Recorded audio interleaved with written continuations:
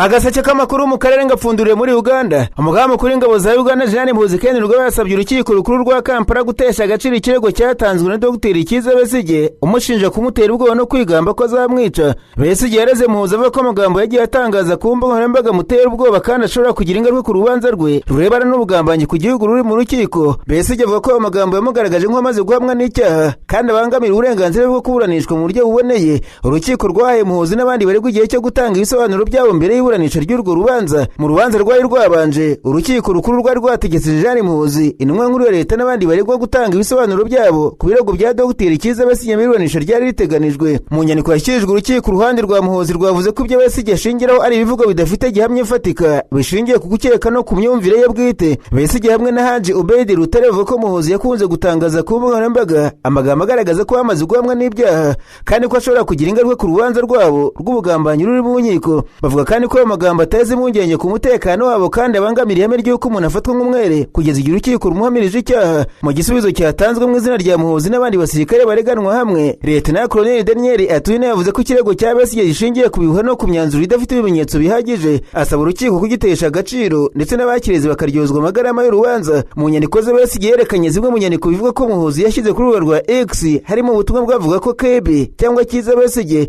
azamanikwa ku munsi w'intwari ndetse n'ubundi bwamwise umuntu ugenda ariko yarapfuye. Besigye avuga ko amagambo nk'aya ashobora gushyira igitutu ku nkiko no kubangamira ubutabera. Urubanza ruzakomeza gusuzumwa n'urukiko rukuru ruzemeze niba ikirego cya Besigye gifite ishingiro cyangwa se niba kigomba guteshwa agaciro nk'uko Jean Muhoozi abisaba. Hagati aho umunyarwanda akaba n'umushabitsi muri Uganda Frank Marimu Gashumba yavuze ko yanga umwanga agakunda umukunda, ko atemera iby'ibitabo birimo byigisha ko gukubisa urushyi umusaya umwe umuha n'undi wo ku rundi ruhande. Mu kiganiro Radio 4 kuwa mbere w'iki cyumweru, Frank Gashumba yavuze ko hari igihe atajya agendera ku byanditswe mu bitabo bitagatifu. Ati ndahiye ntinya mu ko najya ngiriho nangiza w'intambara mu buzima bwanjye, ngaho yintangizeho ntabwo ndi wa mugabo kubita urushyi umusaya umwe nkaguhundi, gena ugukuraho uwawe, nyanga nanjye nkwange, unkunde nanjye ngukunde, nyifuriza ibyiza nanjye mbikwifurize. Umuntu ashatse gukura ku mugati mutanga umukureho, none niba kwirukana umuryango wawe uzabaho gute? Gashumba yavuze ko abantu badakwiye gutangiza intambara ku bantu badafite icyo babatwaye. Ati kuki wanga umuntu udafitanye ikibazo nawe, utifuza kuyobora aho uyobora, utarigeze arota kuba icyo uri cyo ariko mu gitondo ukazinduka umwanga urunuka. Gashumba avuga ko buri wa mbere hari lisite abana be mu rwego rwo kwibutsa abanzi be. Ati ibyo barabizi ko ku ishuri basekana n'abo ariko barabazi. Gashumba yatangiye kwirekura nyuma y'uko yirukanwe muri PRU, avuga ko ari abantu atavuga amazina b'abanyagasuzuguro bumva ibyiza byose bya Uganda aribo bikwiriye. Mu bo yavuze harimo Vice President w'inteko ishinga amategeko ya Uganda Thomas Tayebwa, we yavuze ko ari we uri nyuma yo kuba Dr Lawrence Muganga atarahawe umwanya yari yahawe kuba minisitiri muri guverinoma. Gashumba kandi yaciye amarenga ko wari wagiye kumuteranya kuri Jean Muhoozi Kainerugaba ko adashobora kumubabarira. Nararanganisha amaso ibinyamakuru byandikirwa muri Kongo Kinshasa. Abanyamakuru bakiza amakaramu ku mpapuro barandika, barinze ko article 64 riharanira kurengera itegeko nshinga rya Kongo ryagaragaje ko rihangayikishijwe cyane ibikorwa by'urugomo byongera kuri Kiliziya Gatolika muri Repubulika ya Demokarasi ya Kongo. Mu itangazo ryashyizwe ahagaragara, urubuga rwa politiki rwamaganye ibitero byibasiye inyubako nyinshi z'idini n'ibikorwa by'iterabwoba byibasira abagize ubuyobozi bwa Kiliziya Gatolika. Nk'uko C64 bivuga, ibintu byagaragaye cyane cyane i Kananga, Luwebo na Kinshasa ngo ni ihonyora rikabije ry'uburenganzira bwa muntu, ubwisanzure bw'idini ndetse n'ahantu ho gusengera byemewe n'itegeko nshinga rya Kongo Kinshasa. Nk'uko ikinyamakuru Media Kongo kibyandika, ihuriro ry'abanyamuryango barimo Martin Fayulu, Jean-Marc Kabunde, Moise Katumbi, Augustin Matata Ponyo na Denis Sanga ryemeza ko nta muturage ugomba kwibasirwa kubera imyizerere ye, ubutumwa bwe mu by'umwuka cyangwa se kubera uko abona ibintu. Irihuriro rya politiki riremeza ko ibyo bitero bibaye mu gihe hakomeje kwiyongera urugomo, imvugo z'ibinzangano, guhamagarira rubanda ubwicanyi no gutera ubwoba abarwanya ubutegetsi bwa Kongo. Kuri C64 iki kibazo kigaragaza ko urugomo rushingiye kuri politiki rukoreshwa nk'uburyo bwo gukemura ibyo abantu batumvikanaho. Naho mu gihe amaso y'isi yarahanzwe ku mirwano ikaze hagati ya FC23 n'ingabo za leta ya Kongo Kinshasa n'abafatanyabikorwa bayo, hari indi nkuru yacaga mu nzira za diplomasi itagaragara ku rugamba. Ni inkuru ivuga ko hashobora kuba harabaye ubwumvikane butatangajwe hagati y'u Rwanda n'u Burundi bwo kwirinda guhangana mu gihe FC23 yageraga mu mujyi wa Uvira. Aya makuru yagiye agarukaho n'amasoko ya diplomasi ndetse yanasengurwa n'abanyamakuru ba RFI, nubwo nta ruhande na rumwe rwigeze ruyemeza ku mugaragaro. Ariko byakurikiyeho ku rugamba byatumye benshi bibaza niba kuko hari impinduka zikomeye zabaye inyuma y'amarido. Iyo bavuga Uvira abantu benshi batekereza umujyi wa kabiri munini mu ntara y'Kivu y'Amajyepfo, nyamara ku Burundi Uvira ni kimwe mu bice bifite akamaro gakomeye ku mutekano w'igihugu.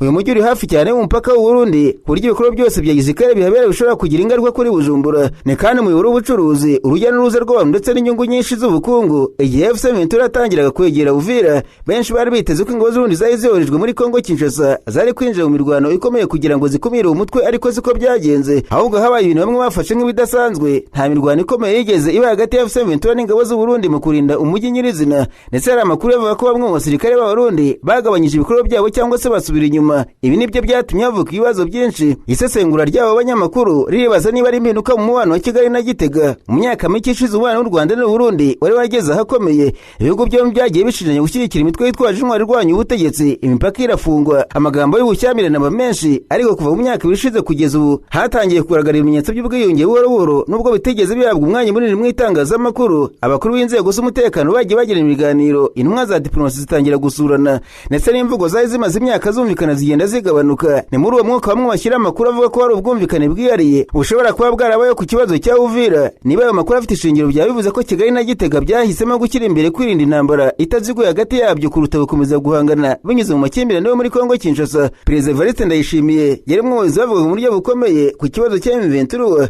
Ingabo z'u Burundi zinjiye muri Kongo zifatanya na FARDC mu rwego rwo kurwanya uwo mutwe, ariko ko urugamba rwagenaga ruhindura isura, ibintu nabyo byatangiye guhinduka. Ku ruhande rwa Gitega ikibazo cyabaye kumenya niba gukomeza kohereza abasirikare benshi muri Kongo Kinshasa byari bikiri mu nyungu z'u Burundi. Abasesenguzi bavuga ko ari ibihugu bihitamo guhindura umurongo iyo bibonye ko ikiguzi cy'intambara kirenze inyungu byari byiteze. Niba kuko ari ubwumvikane bwabayeho, bishobora gusobanura ko Ndayishimiye yahisemo gushyira imbere umutekano w'u Burundi aho gukomeza kwinjira mu rugamba rutagaragaza iherezo. Mu ntangiriro z'intambara, perezida wa Kongo Kinshasa yari yarubatse uruhare ry'abafatanyabikorwa. Hari ingabo za FARDC, iza SAMIDRC, iza MONUSCO, Wazalendo, FDLR ndetse n'iz'u Burundi. Ariko uko ibintu byagiye bihinduka ku rugamba, bamwe muri abo bafatanyabikorwa bagiye bagabanya uruhare rwabo cyangwa se bahindura imyitwarire. Niba amakuru y'ubwumvikane hagati ya Kigali na Gitega ari ukuri nk'uko byaketswe n'abasesenguzi bamwe ndetse bikagarukaho na RFI, byaba ari ikimenyetso gikomeye cy'uko Kinshasa itagifite ubushobozi bwo kugenzura neza imyitwarire y'abafatanyabikorwa bayo bose. Byaba bivuze ko ibihugu byo mu karere bitangiye gushaka ibisubizo birengera inyungu zabyo mbere yo kureba iz'abandi. Hari impamvu nyinshi zishobora gusobanura impamvu ibihugu byombi byahitamo kugabanya ubushyamirane. Icya mbere ni uko nta gihugu na kimwe cyifuza intambara itaziguye n'ikindi.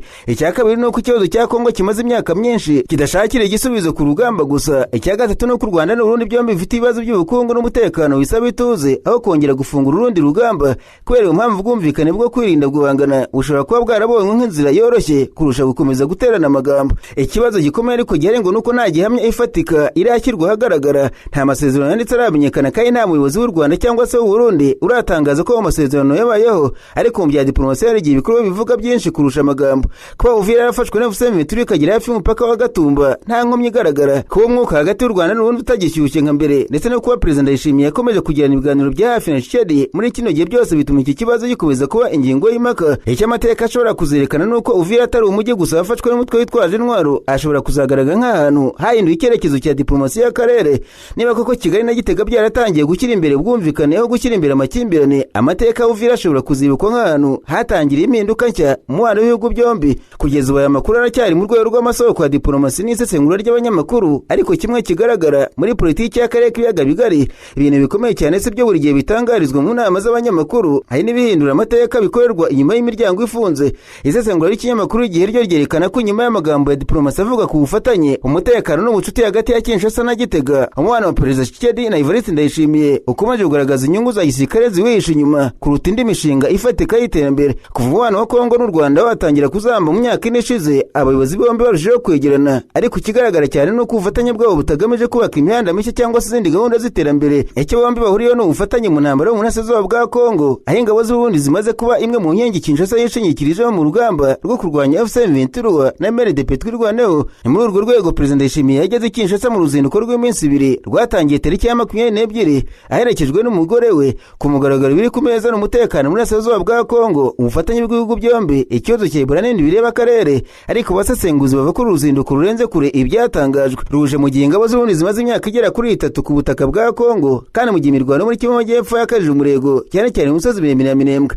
Tshisekedi bwo yagiye ku kibuga kinini cya Njiri kwakira Ndayishimiye, batambuka ku itapi itukura heremwe indirimbo z'ibihugu byombi, anahabwa icyubahiro cya gisirikare. Nyuma bakuru b'ibihugu bahise bajyana ibiganiro byo mu muhezo muri Cité de l'Union Africaine. Ni ishusho ya diplomasi yerekana ubucuti bukomeye, ariko itanga n'indi nkuru yishe inyuma. Umwe mu basesenguzi w'ikinyamakuru Igihe gisesengura ati Kinshasa ibona Bujumbura nk'umufatanyabikorwa wayo hafi mu ntambara mu rugamba rwa politiki yanganyemo na Kigali, niyo mpamvu birebye neza Burundi bwahindutse igikoresho.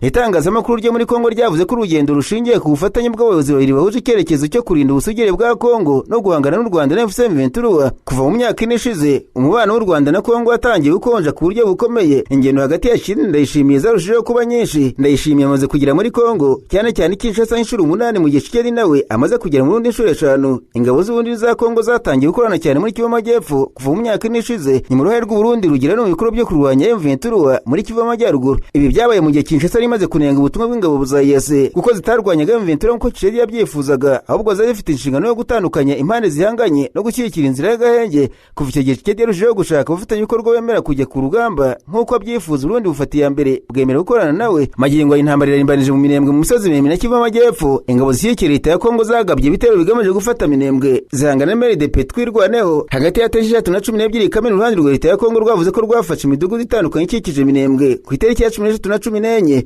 Amakuru yavuze ko iryo leta ya Kongo ryakomeje ngo ibitero by'indege ku midugudu igera kuri 4 ikikije Minembwe. Byavuze ko hakoreshwa imbunda ziremereye indege za drone. Ku itariki 15 Kamena Kinshasa zangiye kuvuga ko Minembwe yafashwe, ariko uruhande rwa RDP twirwaneho rurabyamagana. Tariki ya 17 Kamena umuvugizi wa FARDC muri Kivu y'Amajyepfo Leta Narigani Mbuyi Karonji yavuze ko ngo leta zafashe imidugudu ya Irundu, Kitavi ndetse na Bidegu iri hafi ya Minembwe, kandi ko zanashaka gufata ikibuga y'indege cya Minembwe. Ku rundi ruhande hari amakuru ko indege yakoreshwaga n'uru rya Kongo Kinshasa ishobora kuba ari M39 yarashwe igahanurwa. Ibyo byose byerekana ko imirwano yari itakiri ku rwego rworoheje. Urugamba rwa Minembwe rugaragaza ko umutwe w'iterabwoba FDLR uri gukorana n'ingabo za leta ya Kongo, iz'u Burundi na Zirendo. Ibi bishimangira ibyo leta y'u Rwanda imaze igihe ivuga ku kibazo cya FDLR ko kidakwiye gukomeza kwirengagizwa mu gihe ifite umugambi wo kuruhungabanya. Ku Rwanda FDLR ntabwo ari umutwe usanzwe ukorera muri Kongo Kinshasa, ahubwo ari umutwe ufite inkomoko ku bazi bakoze jenoside yakorewe abatutsi mu Rwanda. Bityo kuba uwo mutwe ukomeza kugira uruhare n'ibikorwa bya gisirikare byo mu burasirazuba bwa Kongo ari ikibazo cy'umutekano w'u Rwanda. Tariki ya 18 na 19 Kamena imirwano yarakomeje. Hari amakuru yaturutse ku ruhande rwa Kinshasa avuga ko ingabo zayo zarashwe hakoreshejwe drone enye zo mu bwoko bwa TB2 zagabye ibitero kuri Minembwe no ku midugudu yikikije. Ku rundi ruhande RDP twirwaneho itangaza ko ari gifite Minembwe, igaragaza ko ingabo za leta ya Kongo zitazigera zifatiye komine ihuza teritwari ya Uvira, Fizi na Mwenga. Mu kiganiro yagiranye n'ikinyamakuru Jeune Afrique, perezida w'u Burundi Ndayishimiye yagaragaje ko Gitega ibona intambara muri Kongo nk'ikibazo kiyegereye. Yavuze ko Uvira umujyi wegereye cyane Bujumbura wari warafashwe na M23 ku itariki 10 kubuza ko umwaka ushize, nyuma y'iminsi mike mu masezerano y'amahoro ya Washington hagati ya Kigali na perezida Paul Kagame w'u Rwanda. Ndayishimiye yavuze ko M23 yegera umupaka w'u Burundi, ariko abona ko umutwe wa Tabara ushobora kubyutsa umutwe ugatera igihugu cyabo. Hano yari yavuga ko igihe cyose abarwanyi b'M23 bazaba bari hafi y'umupaka wacu bizaba ari ikibazo, kandi tugomba gukomeza kuba maso. Ngo umujyi wamaze hafi kwezi ugenzurwa na M23 mbere y'uko uyu mutwe usubira inyuma kugira ngo ibiganiro by'amahoro bisubukurwe. Ndayishimiye ati ntituri muri Kongo kugira ngo turengere Burundi, turiho gushyigikira ingabo za Kongo mu rugamba rwazo rwo kurwanya umwanzi wazo. Yongeraho ko abasirikare Burundi bashyizwe munsi y'ubuyobozi bwa FARDC, kandi ko ari ingabo za Kongo zibohereza aho bakenewe. Ikindi gikomeye kurushaho, Perezida Ndayishimiye yavuze ko igihe ingabo z'u Burundi zizava muri Kongo kizagenwa na leta ya Kongo. Ati ni leta ya Kongo igomba kubifataho icyemezo, nibona ko kuba kwabo kutagifite akamaro Burundi buzakira abasirikare babwo. Birasanzwe ko ibihugu bigirana ubufatanye mu bya gisirikare, ariko imikorere y'ingabo z'u Burundi benshi bayibona nk'uburyo bweruye bwo kurwanira amano kuko kuba ubufatanye bufite ikindi bugamije. U Rwanda ruvuga ko nta mahoro arambye ashobora kuboneka mu burasirazuba bwa Kongo mu gihe umutwe wa FDLR ukomeje guhabwa indaro, gukoreshwa cyangwa se kutarandurwa ku buryo bugaragara. Perezida Paul Kagame yigeze kuvuga ko u Rwanda rutakwemera gukomeza gufatwa nk'ikibazo mu gihe rufite impungenge z'umutekano zishingiye ku kuba FDLR iri mu burasirazuba bwa Kongo hafi y'umupaka warwo. FDLR niba iri imbere mu mugambi wo guhungabanya umutekano w'u Rwanda no mu rugamba rwo kurwanya M23. Mu isesengura ryagutse umubano wa Kigali Ndayishimiye ugaragara nk'uwakiye ku kintu kimwe kibahuza kurusha ibindi, kurwanya u Rwanda nk'umwanzi bahuriyeho. Kuri leta ya Kongo intego ni ugushyigikira abantu bose biyemeje kurwanya leta y'u Rwanda bakoresheje uburyo burimo intwaro. Kigali abona ko ari bo bamufasha kugera ku ntego yo kurushoza w'intambara nk'uko yabyigambye mu mpera za 2023. Imvugo yageze ku rugo Ndayishimiye ari Kinshasa muri Mutarama mu myaka 2 ishize, ubwo yumvikanye avuga ko yiteguye gushyigikira urubyiruko rw'Abanyarwanda kugira ngo rurwanye ubuyobozi bwarwo. Umwe mu makurikirana ibibazo by'ukarere yabwiye ikinyamakuru Igihe ati nta wakwirengagiza ko buri gihugu gifite uburenganzira bwo gushaka inshuti n'abafatanyabikorwa. Kongo ifite uburenganzira bwo gukorana n'u Burundi nk'uko Burundi bufite uburenganzira bwo gukorana na Kongo, ariko ubwo bufatanye buranye n'imitwe yitwaje intwaro, imvugo z'urwango, kwirengagiza FDLR bihinduka ikibazo. Mu gihe perezida w'u Burundi Evariste Ndayishimiye ari we w'Afrika yunze ubumwe muri uyu mwaka, hari abibaza impamvu atagaragara cyane mu nama mpuzamahanga zikomeye zihuza ibihugu bikomeye ku isi zirimo G7 n'andi mahuriro afatirwamo ibyemezo bikomeye ku bukungu, umutekano n'imiyoborere y'isi. Iki kibazo kirenze Ndayishimiye ku giti cyane kigaragaza ikibazo Afurika imaze imyaka myinshi yanganye gihanganye nacyo kirimo ko ari umugabane ufite abaturage benshi n'umutungo kamere mwinshi ariko ugakomeza kugira ijwi ritoya mu byemezo bikomeye bifatwa ku rwego mpuzamahanga. Mu gihe G7 ihuza ibihugu bikize kandi bifite ubukungu bukomeye ku isi, Afurika ntigira umunyamuryango n'umwe muri iryo huriro. Nubwo ibibazo byinshi byigwa muri G7 biri Afurika, urugero nk'imihindagurikire y'ibihe, imyenda y'ibihugu bikennye, umutekano, ubucuruzi n'iterambere, abakunze gufata ibyemezo n'ibihugu byo mu Burayi, Amerika n'Ubuyapani. Ibi bituma bamwumva ko Afurika ikunze kuba ari ingingo iri ku murongo w'ibyigwa aho kuba umufatanyabikorwa gufata ibyemezo. Hari impamvu nyinshi zishobora gusobanura impamvu Perezida Ndayishimiye atagaragara muri zimwe mu nama zikomeye. Icyambere, G7 ntabwo ufite itegeko risaba gutumira Perezida wa Afurika yunze ubumwe buri mwaka. Igihugu cyakira inama nicyo gihitamo aho gitumira hakurikijwe inyungu za diplomasi n'insanganyamatsiko z'iyo nama. Icya kabiri, Uburundi bwabwo ntabwo buri mu bihugu bifite ijambo rikomeye mu bukungu cyangwa se muri diplomasi mpuzamahanga nk'uko bimeze kuri Afurika y'Epfo, Misiri cyangwa Nigeria. Ibi bishobora gutuma ibihugu bikomeye bidaha uburemere bwinshi rwa Perezida wa Afurika yunze ubumwe iyo akomoka mu gihugu kidafite imbaraga nyinshi ku rwego mpuzamahanga. Icya gatatu, ibihugu bikomeye bikunze gushaka kuvugana n'ibihugu bifite uruhare runini mu bukungu cyangwa se mu mutekano w'akarere kurusha gukurikiza gusa imyanya iri mu miryango mpuzamahanga. Umunyamakuru wa Bwiza aribaza ati kuki Kagame na Sisi bo batumiwe? Muri 2018 Perezida Kagame yatumiye muri G7 yabereye muri Canada. Iki gihe Perezida w'umuryango wa Afurika yunze ubumwe 2019 Abdel Fattah el-Sisi nawe yaratumiye muri G7 yabereye mu gihugu cy'Ubufaransa. Ariko si uko gusa bari abayobozi ba Afurika yunze ubumwe. U Rwanda rwari rwatangiye kumenyekana kubera amavugurura muri Afurika yunze ubumwe, mu gihe Misiri ari kimwe mu bihugu bifite uburemere bukomeye muri Afurika no mu burasirazuba bwo hagati. Byerekana ko kenshi ubutumire buturuka ku guhuza ibintu byinshi umwanya umuntu afite muri Afurika yunze ubumwe. Igihugu akomokamo n'inyungu za diplomasi z'ibihugu bya G7. Nubwo Afurika yunze ubumwe yabaye umunyamuryango wa G20 kuva mu 2023, Afurika iracyafite ikibazo cyo kutagira imyanya ihora mu mahuriro menshi afatirwamo ibyemezo bikomeye ku isi. Urugero nuko nta gihugu cya Afurika gifite uburenganzira bwo guharika icyemezo mu kanama k'umutekano Karoni, kandi Afurika bidafite umwanya ihora muri urwo rwego. Ikibazo si ukutatumirwa kwa Ndayishimiye gusa, ahubwo ni uburyo Afurika yose ikomeje kugira uruhare rutoya mu miyoborere y'isi, nubwo igira ingaruka zikomeye ku byemezo bifatirwa ahandi. Mu myaka iri imbere, ubwiyongere bw'abaturage ba Afurika, umutungo kamere wayo n'uruhare rwabo mu bukungu bw'isi bishobora gutuma ijwi ryayo rirushaho gukomera. Ariko ibyo bizaterwa n'uburyo ibihugu bya Afurika bizashobora kuvugira hamwe no gushyira imbere inyungu rusange z'umugabane wo gushyira imbere inyungu za buri gihugu kwacyo. Kutagaragara kwa Perezida Ndayishimiye mu nama zimwe z'ibihangange si ikibazo cy'umuntu umwe cyangwa se igihugu kimwe, ni ikimenyetso cy'ikibazo kinini kurushaho. Afurika ifite abaturage benga miliyari 1.5 n'umutungo kamere ukeneye n'isi yose, ariko iracyaharanira kubona umwanya uhora ku meza afatirwamo ibyemezo bireba.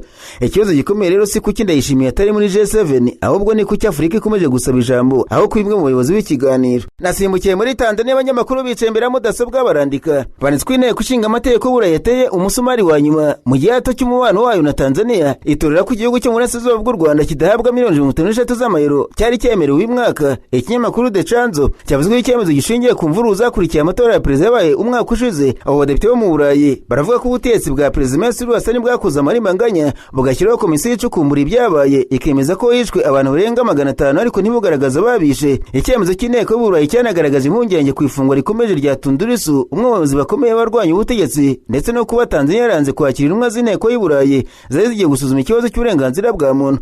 Ku ruhande rwa leta ya Tanzania, Minisiteri y'Ububanyi n'Amahanga yavuze ko icyemezo kitari uguhagarika inkunga ako kanya, ahubwo ko ari icyifuzo cyo gusubiramo no kuvugurura gahunda y'iyo nkunga. Leta yavuze kandi ko amafaranga menshi muri ayo ngayo atari kuzanyuzwa mu nzego za leta ya Tanzania, ahubwo ari kuzashyirwa mu bikorwa binyuze mu miryango n'inzego z'ubufatanye z'Uburayi. Mu buryo bw'ako kanya mu mafaranga akomeje kuba yahagaritswe mu gihe komisiyo y'Uburayi isuzuma niba yakuraho gahunda yari yateganyijwe cyangwa se ikaza indi nshya ijyanye n'ibyasabwa n'inteko y'Uburayi. Samia Suluhu Hassan ni perezida wa Tanzania kuva muri Werurwe mu myaka 5 ishize, yabaye umugore wa mbere uyoboye Tanzania ndetse n'umukuru w'igihugu wa mbere wavukiye muri Zanzibar. Yari vice perezida kuva 2015 kugeza muri 2021 mbere yo gusimbura Perezida John Paul Magufuli witabye Imana icyo gihe. Mu ntangiriro z'ubutegetsi bwashimiwe kubera koroshya ibikorwa bya politiki no gukuraho zimwe mu mbogamizi zari zarashyizwe ku mashyaka arwanya ubutegetsi. Nyuma imiryango iharanira uburenganzira bwa muntu n'abatavuga n'ubutegetsi yatangiye kunenga leta ye kubera ifungwa ry'abarwanya ubutegetsi bwe, ibura ry'abatavuga n'ubutegetsi no kugabanya umwanya wa demokarasi muri Tanzania. Agaseke k'amakuru mu karere ngapfunikire muri Kenya, abanyamakuru bakozeje bamwe barandika. Banditswe Minisitiri w'ubuzima muri Kenya Aden Duale yahamwe no gusuzugura urukiko kubera uko yitwaye mu ibakwa ry'ikigo cya kato cya Ebola cyateje impaka cyatewe inkunga na Amerika. Mu kwezi gushize urukiko rukuru rwahagaritse ibakwa ry'icyo kigo cya kato giteganyijwe kugira ubushobozi bw'ibitanda 50 by'abarwayi mu kigo cya gisirikare cyo mu mujyi wa Nanyuki, kugeza ubwo ikirego cyatanzwe n'umuryango urengera uburenganzira bwa muntu kizaba kimaze kuburanishwa. Ariko kuwa mbere umucamanza yanzuye ko Aden Duale yirengagije iryo tegeko agatuma umushinga w'ubwubatsi ukomeza. Biteganyijwe ko akatirwa kuwa kabiri. Icyo kigo cya kato giteganyijwe kwakira abanyamerika bakekwaho kwandura Ebola mu kiza kiriho kuri ubu ngubu muri Repubulika ya Demokarasi ya Kongo. Iyo gahunda yateje ukurikirane rw'imyigaragambyo yarakajwe nabyo yabereye i Nanyuki, umujyi uri mu ntera ibirometero hafi 140 mu majyaruguru y'umurwa mukuru Nairobi. Iyo myigaragambyo yapfiriyemo abantu 3 mu gihe abapolisi bageragezaga gutatanya abigaragambyaga. Mu rukiko Aden Duale yavuze ko yicuza uko ibintu byagenze, ariko asobanura ko nta mugambi yari afite wo gusuzugura urukiko. Yavuze ko ibikorwa byakomeje kubera impamvu z'umutekano n'ubuzima bw'abaturage no kwitegura icyorezo cya Ebola. Urukiko rwari rwabanje gutegeka leta guhagarika ibikorwa bifitanye isano n'iki kigo kugeza iyi rubanza ruzaburanishwa, ariko abareze barimo Katiba Institute ndetse na Society of Kenya bavuze ko ibikorwa byakomeje nubwo hari itegeko ry'urukiko. Umucamanza yanzuye ko Duale atubarije amabwiriza y'urukiko maze amutegeka kugaragara imbere yarwo kugira ngo atange ibisobanuro mbere yo gufatirwa ibihano. Iki kibazo cyabaye impaka zikomeye muri Kenya kuko bamwe bavuga ko iki kigo cya Ebola cyari kigamije gufasha mu gukumira icyorezo no kwitegura ibibazo by'ubuzima rusange, mu gihe abandi bagaragaje impungenge ku ruhande rwa Leta Zunze za Amerika muri uwo mushinga no kukubariza amategeko y'igihugu. Nawe wazari visi perezida wa Kenya Rigathi Gachagua yajuje icyemezo cy'urukiko rukuru cyemeje ko yakuye ku mwanya wa visi perezida mu buryo bukurikije amategeko. Arashaka ko urukiko rw'ubujurire rusubiramo icyo cyemezo. Icyakora mu bujurire bwe Gachagua ntabwo arwanya ibice byose by'urubanza. Arashaka ko hagumaho imyanzuro y'urukiko yavuga ko inteko ishinga amategeko ya Sena yamwambuye uburenganzira bwo kuburanishwa mu buryo buboneye igihe yanze gusubika kumwumva ubwo atarahari. Urukiko rwari rwarategetse Sena kumwishyura miliyoni 50 z'amashiringi ya Kenya nk'indishyi z'akababaro kubera iryo hohoterwa ry'uburenganzira bwe. Gachagua arasaba ko amafaranga akomeza kugumaho niyo yajurira ibindi bice by'urubanza. Abacamanza 3 Eric Ugora, Anthony Murima na Freda Mugambi bari bemeje ko uburyo bwo kumweguza bwari bwubarije itegeko nshinga muri rusange, ariko basanga ari uburenganzira bwe bwo kuburanishwa mu mucyo bwahungabanyijwe. Bityo urugamba rwa Gachagua kuri ubu ruri mu rukiko rw'ubujurire. Arashaka gusubizwa ku ruhande rw'amategeko ku cyemezo cyo kumweguza, ariko kanagumana indishyi za miliyoni 50 z'amashiringi yawe n'urukiko rukuru. Ikibazo gikomeje kuba kimwe mu bibazo bya politiki n'amategeko bikurikiranwe cyane muri Kenya kuva igihe Gachagua yakuye ku mwanya wa visi perezida agasimurwa na Kithure Kindiki. Hanyuma perezida wa Kenya William Ruto yatangaje ko abakozi bose ba leta bazongezwa imishahara guhera muri Nyakanga umwaka. Irizamuka rizareba umushahara fatizo, amafaranga y'inzu ndetse n'ay'ingendo. Iri tangazo ryatanzwe na Minisitiri ushinzwe abakozi ba leta muri Kenya Geoffrey Ruku, wavuze ko perezida Ruto yategetse ko isuzuma ry'imishahara n'inyongera z'abakozi ba leta rishyirwa mu bikorwa ku kanya. Muri uwo muhango kandi leta yategetse ko inzego zose za leta, za ministeri, ibigo bya leta n'intara zimurira gahunda zazo z'imishahara muri system imwe ya Human Resource Information System. Abatazabikora mu gihe cy'ukwezi kumwe ngo bashobora guhagarikirwa koherezwa amafaranga y'imishahara. Irizamuka rikurikiye indi gahunda yo kuvugurura imishahara ya leta y'umwaka ushize kugeza 2029 yari yatangiye gushyirwa mu bikorwa, ndetse leta yari yatangaje ko kuva muri Mata uyu mwaka hazabaho indi yongera nshya guhera ku itariki ya 2 Nyakanga. Icyakora kugeza ubu nta mibare nyayo y'ijanisha ry'izamuka ry'imishahara cyangwa se amafaranga ziyongeraho kuri buri rwego rw'abakozi iratangazwa ku mugaragaro. Mbabwire kandi ko Marita Karua yatangaje ko atazongera gusura Uganda kugeza igihe Yoweri Kaguta Museveni azaba atakiri ku butegetsi. Ibi yabivuze nyuma yo kwangirwa kwinjira muri Uganda ndetse no koherezwa gusubira muri Kenya ku itariki ya 22 Kamena. Karua yarageze Kampala nk'umwe mu nyamategeko bari bagiye gukurikirana imanza zifitanye isano n'abatavuga n'ubutegetsi zirimo n'izifitanye isano na Kizza Besigye. Abayobozi babinjira n'abasohoka muri Uganda bamubwiye ko adashobora kwinjira mu gihugu nyuma zo guhabwa inyandiko imugira persona non grata cyangwa se umuntu udakenewe muri icyo gihugu. Agarutse Nairobi, Karua yanenze icyo cyemezo cyane, avuga ko ubutegetsi bugomba kugengwa n'itegeko nshinga kandi ko nta muyobozi ugomba gufata ubutegetsi nk'ubwe bwite. Muri abo magambo niwe yavuze ati nzongera gusura Uganda. Museveni amaze kuva ku butegetsi ntabwo ari perezida ubuziraherezo. Iki gikorwa cyateye impaka muri Afurika y'Iburasirazuba. Imiryango y'abanyategeko n'abanyapolitiki batandukanye yasabye Uganda gusobanura impamvu yamubujije kwinjira mu gihugu, cyane cyane ko yagiye gukora akazi ke k'ubwunganizi mu mategeko. Nubwo Karua yavuze ayo magambo, Museveni amaze imyaka hafi 40 ku butegetsi bwa Uganda yaniyongereye kwiyamamaza indi manda yatsindiye mu kwezi kwa mbere w'umwaka.